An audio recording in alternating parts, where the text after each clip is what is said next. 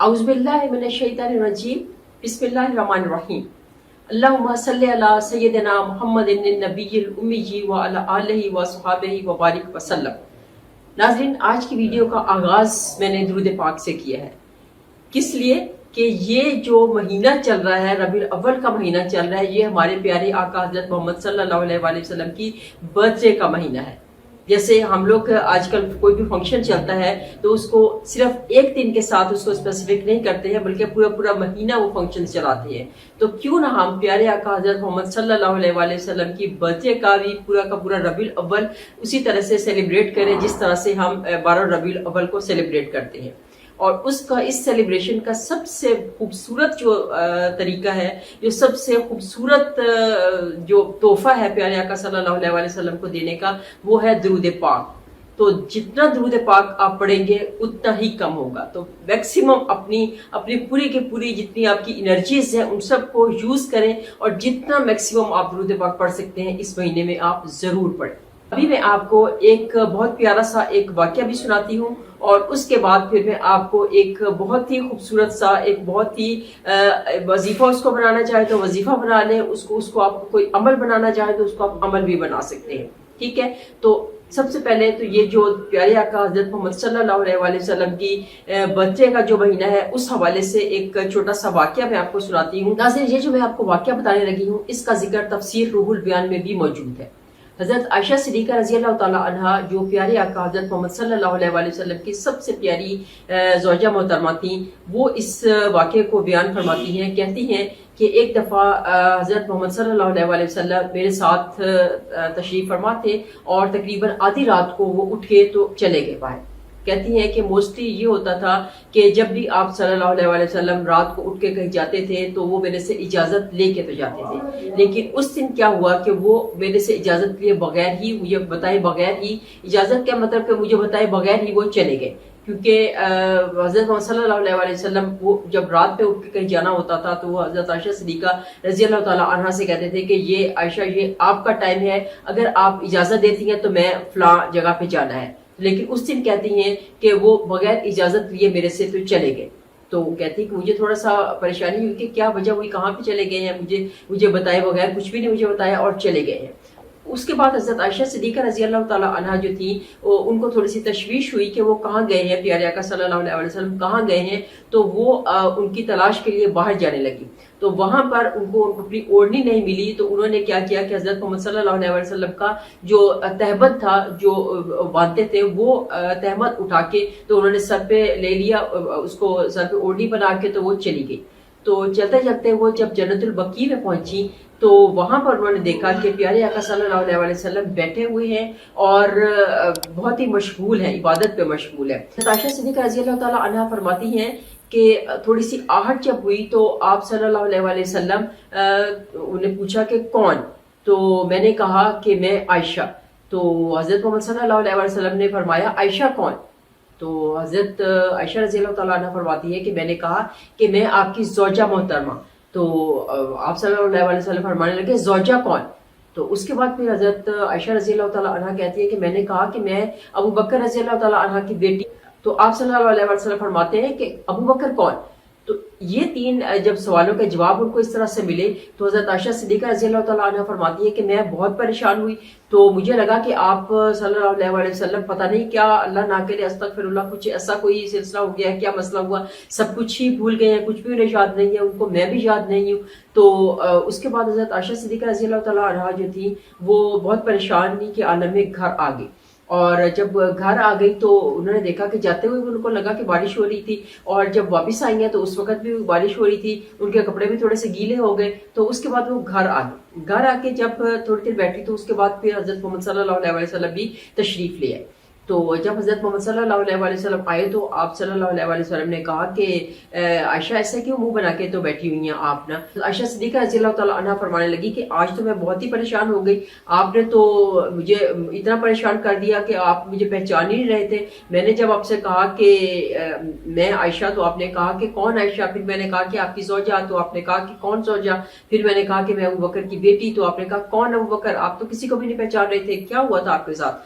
تو حضرت محمد صلی اللہ علیہ وآلہ وسلم فرمانے لگے کہ عائشہ میں اس وقت اللہ تعالیٰ کے ساتھ تھا، اور وہاں پہ جب میں اللہ تعالیٰ کے ساتھ ہوتا ہوں تو مجھے کچھ بھی یاد نہیں ہوتا ہے، وہاں پر صرف اور صرف میں اور میرا اللہ پاک ہوتے ہیں، وہاں پہ نہ کوئی فرشتہ آ سکتا ہے، نہ کوئی نبی آ سکتا ہے، نہ کوئی پیغمبر آ سکتا ہے، نہ کوئی اور آ سکتا ہے۔ صدیقہ رضی اللہ تعالیٰ عنہا فرمانے لگی کہ اچھا ٹھیک ہے، لیکن یہ جو دوسرا میرا کوشچن ہے اس کا بھی مجھے ذرا جواب دے دیجئے۔ تو حضرت محمد صلی اللہ علیہ وسلم فرمانے لگے کہ بولو کیا دوسرا کوشچن ہے؟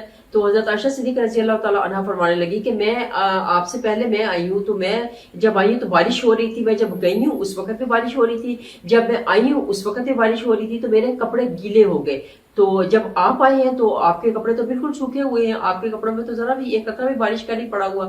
تو حضرت محمد صلی اللہ علیہ وآلہ وسلم فرمانے لگے کہ عائشہ آپ پہن کر کیا گئی تھی، آپ نے کیا اوپر اڑا ہوا تھا؟ تو حضرت عائشہ رضی اللہ تعالیٰ عنہ فرماتی ہیں کہ میں نے آپ کا تہمت پڑا ہوا تھا تو میں وہی اوڑھ لیا اور میں آ گئی۔ تو حضرت محمد صلی اللہ علیہ وآلہ وسلم فرمانے لگے کہ تم نے میرا تہمت اوڑا ہوا تھا جس کی وجہ سے اللہ تعالیٰ کی رحمت برس رہی تھی تمہارے اوپر۔ جو بارش اصل میں ہوتی ہے، اسی لیے کہتے ہیں کہ جب بارش ہوتی ہے تو اللہ تعالیٰ کی رحمت برس رہی ہوتی ہے، تو اس میں آپ دعا مانگا کریں، اللہ تعالیٰ وہ دعا ضرور قبول کرتے ہیں۔ تو بات ہو رہی تھی کہ حضرت محمد صلی اللہ علیہ وآلہ وسلم فرمانے لگے کہ تم نے میرا تہبت اوڑا ہوا تھا، میرے جسم کے ساتھ، جس میں اطہر کے ساتھ لگا ہوا کپڑا تم نے اوڑا ہوا تھا، جس کی وجہ سے تمہارے اوپر اللہ تعالیٰ کی رحمتیں برس رہی تھی، اور تمہارے اوپر بارش جاتے ہوئے بھی ہوئی اور بارش آتے ہوئے بھی ہوئی، اور تمہارے اوپر ذرا سی بھی سورج کی تپش نہیں پڑی۔ اس وجہ سے ناظرین، یہ جو ہم روزہ اطہر پر جاتے ہیں اور روزہ اطہر کو ہاتھ لگا کے اس کو چومتے ہیں، یا مدینہ پاک کی اتنی ہم رسپیکٹ کرتے ہیں، مدینہ پاک کا ہمارے دلوں میں اتنا پیار ہے، اتنی محبت ہے، کیونکہ ان راستوں کے اوپر پیارے آقا صلی اللہ علیہ وآلہ وسلم چلے ہوئے ہیں۔ جو جہاں پر مدینہ پاک میں جب آپ جاتے ہیں، مسجد نبوی میں جب آپ جاتے ہیں، تو وہاں پر دیکھیے کہ وہاں پہ پیارے آقا صلی اللہ علیہ وآلہ وسلم موو کرتے ہوں گے، تو کہیں نہ کہیں پہ تو آپ کو ایسی جگہ ہوگی جہاں پہ ان راستوں پہ آپ چلے ہوں گے جہاں پہ پیارے آقا صلی اللہ علیہ وآلہ وسلم بھی چلے ہوں گے۔ تو یہ کتنا مقدس ٹائم اور کتنی مقدس وہ جگہ ہے، تو اس لیے آپ لوگ مدینہ پاک جائیں تو ضرور وہاں پہ جا کے تو اپنی جو بھی خواہشیں ہوتی ہیں، آپ کی جو بھی آپ کی دعائیں ہوتی ہیں، پیارے آقا صلی اللہ علیہ وسلم سے کہا کریں کہ ہماری دعائیں پیارے آقا قبول کروا دیں، تو وہ ضرور اللہ پاک سے آپ کی دعائیں قبول کروا دیں گے۔ میرا 2-3 چیزوں کے اوپر بہت زیادہ سٹریس ہوتا ہے۔ ایک تو استغفار کے اوپر میرا بہت زیادہ سٹریس ہوتا ہے، دوسرا درود پاک کے اوپر میرا بہت سٹریس ہوتا ہے، تیسرا تہجد کے اوپر میرا بہت سٹریس ہوتا ہے۔ تہجد کا ٹائم، میرا اپنا ایکسپیرینس ہے کہ تہجد کے ٹائم میں آپ ٹوٹلی اللہ تعالیٰ کے ساتھ ہوتے ہیں۔ آپ جتنا بھی ادھر ادھر دن میں جتنی بھی کنسنٹریشن لانا چاہیں، آپ وہ کنسنٹریشن نہیں لا سکتے جو کہ آپ تہجد کے ٹائم پہ یا رات میں آپ جو ہے وہ کنسنٹریشن کے ساتھ آپ دعا مانگتے ہیں۔ جو فرعون تھا، کہتے ہیں کہ فرعون 500 سال تک حکومت کر گیا تھا۔ کیوں 500 سال تک حکومت کر گیا تھا؟ وہ کیوں 500 سال تک حکومت کر گیا تھا؟ وہ تو ایک بہت ایک موذی انسان تھا، وہ تو ایک بہت بے ایمان قسم کا انسان تھا، وہ تو اللہ تعالیٰ کا مقابلہ کرنے والا انسان تھا، وہ تو اللہ کو مانتا ہی نہیں تھا۔ لیکن اس کے اندر جو ایک بات تھی، ناظرین یہاں پر میں مولانا رومی کی کتاب مثنوی سے ایک بات کوٹ کرنا چاہوں گی۔ وہ فرماتے ہیں کہ کیوں فرعون جو ہے وہ 500 سال تک حکومت کر گیا تھا، کیوں اللہ تعالیٰ اس کے ساتھ اتنا مہربانی اللہ تعالیٰ نے کی؟ وہ تو اللہ تعالیٰ کو مانتا ہی نہیں تھا، وہ تو اللہ تعالیٰ کا نافرمان بندہ تھا، وہ تو اللہ تعالیٰ کا مقابلہ کرنے پہ آیا ہوا تھا، وہ تو بہت بے ایمان قسم کا انسان تھا۔ لیکن اس کے باوجود اللہ تعالیٰ اس کو کیوں مہلت دیتے جا رہے تھے؟ صرف اور صرف اس وجہ سے کہ وہ راتوں کو اٹھ کے روتا تھا، اللہ تعالیٰ سے معافی مانگتا تھا، راتوں کو اٹھ کے اللہ تعالیٰ سے کہتا تھا کہ اللہ تعالیٰ معاف کر دے، میں تو دنیا والوں کے سامنے اس طرح سے ہوں، رب تو ہی ہے۔ دل سے وہ اس چیز کو مانتا تھا، لیکن وہ لوگوں کو دکھانے کے لیے لوگوں کو یہ کہتا تھا کہ میں رب ہوں، میں یہ اس طرح سے کرتا ہوں، اس طرح سے۔ اور ناظرین یہ بات بالکل سچ ہے کہ کوئی جو برا سے برا بھی انسان ہے وہ لوگوں کے سامنے بہت برا ہوگا، لیکن جب وہ کہتے ہیں کہ اپنے ضمیر میں جھانک کے دیکھو، جب آپ اکیلے بیٹھے ہوتے ہیں، اپنے ضمیر کے ساتھ ہوتے ہیں، تو پھر سمجھو کہ آپ اللہ تعالیٰ کے ساتھ ہیں، پھر آپ کو آپ کا ضمیر جو ہے وہ کبھی بھی یہ نہیں کہے گا کہ تم فلاں غلط کام کرو، تم فلاں غلط کام کرو. یہ تو دنیا داری میں جب آپ آ جاتے ہیں تو آپ ضمیر کو جب سنپ کر دیتے ہیں، ضمیر کو جب آپ ڈاؤن کر دیتے ہیں، اس کو سلا دیتے ہیں، تو پھر آپ جو بھی غلط کام کریں. اس لیے کہتے ہیں کہ فلاں بندے کا ضمیر سویا ہوا ہے. ضمیر آپ کو کبھی بھی آپ کو یہ نہیں کہے گا کہ تم یہ غلط کام کرو، تم وہ غلط کام کرو.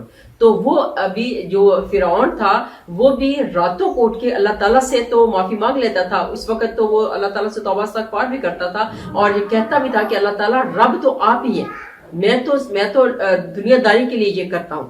تو اللہ تعالیٰ اس وجہ سے اس کی جو شاید یہ چیز اللہ کو پسند ہوگی یا کچھ اللہ تعالیٰ اس کو مہلت دے رہے تھے یا کچھ ایسا تھا، تو اس وجہ سے اس کو مہلت ملتی جا رہی تھی اور وہ 500 سال تک حکومت کر گیا تھا. تو اللہ تعالیٰ کہتے ہیں نا کہ بندے کی توبہ کا انتظار کر رہی ہوتی ہے اللہ تعالیٰ کہ کبھی نہ کبھی تو بندہ سچی توبہ کر ہی لے گا، کبھی نہ کبھی تو بندہ سچی توبہ کر ہی لے گا. اس لیے کہتے ہیں ناظرین کہ آپ کو ہمیشہ زندگی کی دعا مانگنی چاہیے. کبھی بھی یہ نہیں کہنا چاہیے کہ میں مر جاؤں یا یہ ہو جائے یا وہ ہو جائے. ترمذی شریف میں ہے کہ نبی پاک صلی اللہ علیہ وسلم نے فرمایا کہ لوگوں کے سامنے مت رویا کرو، لوگوں کے سامنے اپنے آپ کو ایکسپوز مت کیا کرو، لوگوں کو دکھڑے مت سنایا کرو. جب بھی کوئی پریشانی ہوتی ہے تو اللہ تعالیٰ کے ساتھ کنیکشن کو زیادہ اسٹرانگ بناؤ. اللہ تعالیٰ کے ساتھ تہجدوں میں رو کے اللہ تعالیٰ سے دعائیں مانگا کرو، تو اللہ تعالیٰ ضرور دعائیں سنیں گے انشاءاللہ تعالیٰ العزیز. تو ناظرین یہ تو تھا تہجد سے ریلیٹڈ سارا کا سارا واقعہ اور تہجد کی دعاؤں کی اہمیت کا واقعہ. یہ جو میں ابھی آپ کو بتانے لگی ہوں اس کو آپ عمل بنانا چاہتے ہیں تو عمل بنا لیں، اگر اس کو آپ وظیفہ بنانا چاہتے ہیں تو وظیفہ بنا لیں. کرنا آپ نے یہ ہے کہ جب بھی آپ کو کوئی مشکل پریشانی ہوتی ہے تو آپ تہجد کی نماز میں اٹھیں، 2 نفل پڑھیں برائے حاجت. تہجد کی نماز پوری پڑھ کے جو آپ نے 4 نفل 8 نفل پڑھنے ہیں وہ پڑھ کے اس کے بعد آپ نے 2 نفل پڑھنے ہیں حاجت کے. اور حاجت کے 2 نوافل آپ پڑھنے کے لیے آپ نے پہلی رکعت میں الحمد شریف پڑھیں اور الحمد شریف کے بعد قل واللہ احد جب آئے گی تو آپ نے 52 ٹائمز قل واللہ احد پڑھنی ہے. ٹھیک ہے، اس کے بعد پھر رکوع میں سجدے میں جائیں، اس کے بعد پھر دوسری رکعت سٹارٹ کریں اور پھر دوسری رکعت میں بھی الحمد شریف کے بعد 52 ٹائمز آپ نے قل واللہ احد پڑھنی ہے. اور اس کے بعد آپ سلام پھیریں اور اس کے بعد پھر دعا مانگیں. دعا کے لیے اول آخر درود پاک پڑھیں 3 دفعہ 5 دفعہ 11 دفعہ جتنا بھی آپ درود پاک پڑھیں، پہلے درود پاک پڑھیں اور اس کے بعد پھر آپ دعا مانگیں. جو بھی آپ دعا مانگیں گے انشاءاللہ تعالیٰ العزیز اللہ تعالیٰ وہ دعا آپ کی ضرور سنیں گے. اور اس دعا مانگنے میں بھی 2 ہی کنڈیشنز ہیں. ایک تو ٹائم کا پابندی کریں، ٹائم تہجد کا ہونا چاہیے، اور دوسرا یہ ہے کہ آپ گڑ گڑا کے اللہ تعالیٰ سے دعا کریں. سجدے میں جب جائیں اور سجدے میں جا کے گڑ گڑا کے اللہ تعالیٰ سے دعا کریں اور اس کے بعد پھر 11 دفعہ درود پاک پڑھیں اور اس کے بعد پھر اٹھ جائیں اور پھر آپ ٹینشن فری ہو جائیں. اس چیز کو اپنے قریب بھی نہ پٹکنے دیں کہ آپ کی دعا سنی نہیں گئی ہے. اس یقین کے ساتھ دعا مانگا کیجیے کہ آپ کی دعا اللہ تعالیٰ سن رہے ہیں اور وہ دعا قبول کر رہے ہیں اللہ تعالیٰ. اور اللہ تعالیٰ کو اپنی دعا کی نوعیت بھی بتا دیا کریں کہ اللہ تعالیٰ میں یہ دعا مانگ رہا ہوں اور اس طریقے سے دعا مانگ رہا ہوں، اس لیے دعا مانگ رہا ہوں. تو وہ ساری کی ساری سچویشنز اللہ تعالیٰ کے ساتھ تو باتیں کرنے کا ناظرین مزہ ہی بہت آتا ہے. آپ کو خود فیل ہوگا کہ کسی ایک ٹائم پہ آپ کو ان باتوں کے آنسرز ملنا شروع ہو جاتے ہیں. پہلی دفعہ تو مشکل ہوتا ہے، پہلی دفعہ دوسری دفعہ، لیکن سم ٹائمز ایسا ہوتا ہے. میں یہ نہیں کہتی کہ کبھی بھی ایسا نہیں ہوتا، یہ کوئی 100% ریزلٹ والی بات نہیں ہے کہ آپ کو کبھی بھی اس کا آنسر نہیں ملے گا پہلی دفعہ میں ہی. کچھ لوگ ایسے ہوتے ہیں جو کہ پہلی دفعہ میں ہی اللہ تعالیٰ کا آنسر لے لیتے ہیں، کیونکہ پہلی دفعہ میں ہی ان کی جو دعاؤں میں اتنی کنسنٹریشن ہوتی ہے، اتنی اسٹرینتھ ہوتی ہے، اتنی انٹینسٹی کے ساتھ وہ دعا مانگ رہے ہوتے ہیں کہ فوراً دعا کلک ہو جاتی ہے آپ کی اور اللہ تعالیٰ اس کو ریپلائی کر دیتے ہیں. تو یہ تو تھا ایک چھوٹا سا عمل، اس کو وظیفہ کہیں، عمل کہیں، کچھ بھی کہیں. اور ساتھ میں جو میں نے سٹارٹ میں بتایا ہے کہ آپ کو جو ہے وہ تہجد کی نماز میں ضرور اٹھا کریں، تہجد پہ کبھی مس مت کریں. کبھی کبھار اگر ہو جاتی ہے مس تو وہ تو سٹارٹ پہ ہوگا، لیکن جب آپ ریگولر ہو جاتے ہیں تو آپ یقین کریے ایگزیکٹ 3 بجے آپ کی آنکھ کھل جاتی ہے. لیکن کبھی کبھی سارے شیطان پھر آپ کو پتہ ہی ہے کہ غلبہ تو شیطان تو ہر وقت اس آڑ میں رہتا ہے، اس طاق میں رہتا ہے کہ کب اس بندے کے اوپر میں حملہ کروں. اور خاص طور سے ان لوگوں کے اوپر وہ زیادہ اس کو وہ تکلیف دیتے ہیں، وہ بندے جو اللہ تعالیٰ کے قریب جا رہے ہوتے ہیں. جو تو اللہ تعالیٰ سے آلریڈی دور ہے ان کا تو مسئلہ کوئی نہیں ہے اس کے لیے. اس کو تو تکلیف ان لوگوں سے ہے جو اللہ تعالیٰ کے قریب جا رہے ہیں یا جو اللہ تعالیٰ کے آلریڈی قریب ہو چکے ہوئے ہیں, ان سے اس کو تکلیف ہے, ان کو بہکانے کی کوشش کرتا ہے. تو اللہ تعالیٰ ہم سب کو شیطان کے حملوں سے بچنے کی توفیق عطا فرمائے. اسی کے ساتھ ناظرین اجازت چاہوں گی. جزاک اللہ خیر. اللہ حافظ.